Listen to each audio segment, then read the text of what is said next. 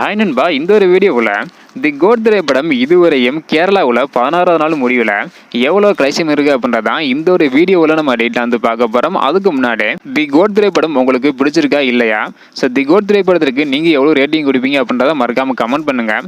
அப்படியே இன்னும் நம்ம சேனலை சப்ஸ்கிரைப் பண்ணாமல் இருந்தீங்கன்னா மறக்காமல் பண்ணிக்கோங்க. ஓகே நண்பா, வாங்க நினைக்கிற வீடியோக்குள்ளே போகலாம். ஓகே நண்பா, கேரளாவில் 16வது நாள் முடிவில் எவ்வளோ கலெக்ஷன் இருக்குது அப்படின்றத பார்க்குறதுக்கு முன்னாடி தமிழகத்தில் இதுவரையும் எவ்வளோ கலெக்ஷன் இருக்குது அப்படின்றக்கான வீடியோ நம்ம சேனலில் போட்டிருக்கிறோம். பார்க்கல அப்படின்னா மறக்காமல் செக் பண்ணி பாருங்கள். இந்த ஒரு நிலையில் தற்பொழுது கேரளாவில் மட்டும் தி கோட் திரைப்படம் இதுவரையும் 13 கோடி வரை வந்து பார்த்தீங்கன்னா கலெக்ஷன் இருக்குது. லியோ திரைப்படம் மற்றும் தி கோட் திரைப்படம் இரண்டு பேர்த்தையும் கம்பேர் பண்ணும்போது இந்த திரைப்படத்தோட வசூல் வந்து பார்த்தீங்கன்னா கொஞ்சம் கம்மியாக தான் வந்து பண்ணியிருக்குது கேரளாவில். அதுக்கு ஒரு சில காரணங்கள் வந்து பார்த்தீங்கன்னா இருக்குது.